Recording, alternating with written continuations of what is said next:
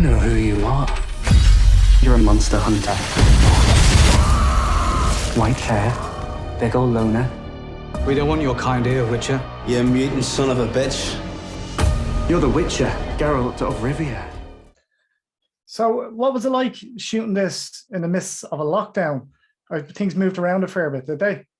Yes, I mean, we were supposed to go on location at one stage, and then we ended up not, obviously, and we found locations in the UK. But the locations we did find in the UK were brilliant. We went to the Lake District, and that is absolutely stunning. It's like out of the Lord of the Rings, really. You're expecting a hobbit to walk around the corner every 5 seconds. It's stunning up there. So I'm very, very thankful for that. And there's a massive expansion on the characters this season, as well as the universe. So it's kind of a tricky balance to strike with what the fans expect in terms of kind of bigger and the kind of more layered aspects to the character. How many conversations with Lauren did you have about that to affect your performance? I campaigned very heavily to try and bring as much of Book Geralt into the show as much as Lauren's vision and storytelling would allow.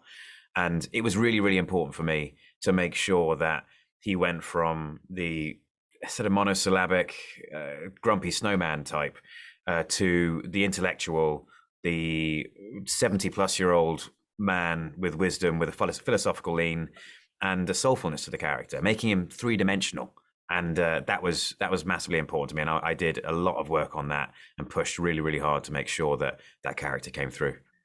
And physicality is obviously a big part of the role as well. So how does it affect how you play a part, depending on how you train for the part, if that makes sense? Is it just to get yourself into a certain headspace?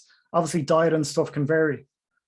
Diet will vary depending on what I'm trying to achieve. If I'm trying to gain mass or lose fat, or if it's really bad, try and do both at the same time.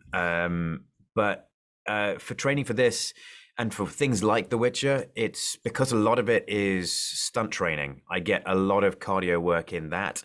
And so my training will then lean towards fitness. So it'll be running to make sure I've got the cardiovascular fitness to actually last through the days and last through intense fight weeks.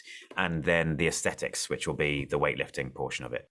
And you've been very much embraced by the kind of fandom universe in general, obviously from playing Superman in the DC universe and now with the Witcher universe. Do you think it helps that you're pretty much one of them?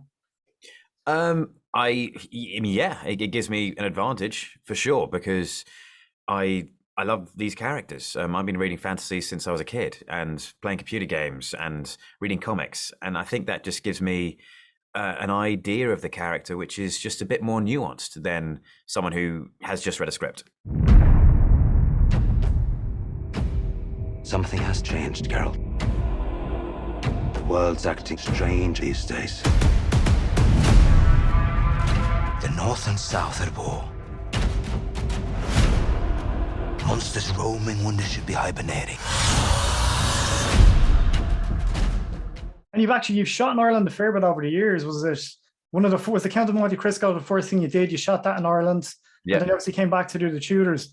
Do you have any kind of early fun memories of what it was like to film here, especially as it was your kind of first experience?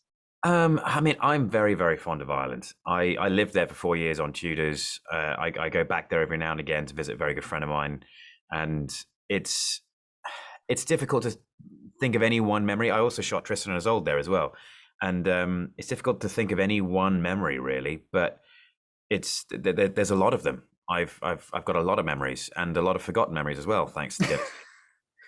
You're a bit more recognizable now, I suppose, coming around now. I suppose there's a bit of a different reaction to you. Yeah, I've got to go to certain places. Yeah, normally sort of when my friends own a pub or something, then I'll go to those places because I kind of get looked after. Brilliant. Henry, thanks so much for the time. Hope the rest of your day goes well. Thank you very much. Pleasure Take care. talking. I've lived through 3 supposed end of days.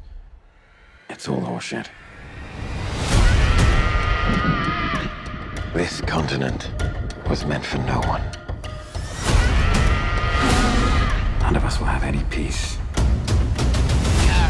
Until there are no monsters left in the world.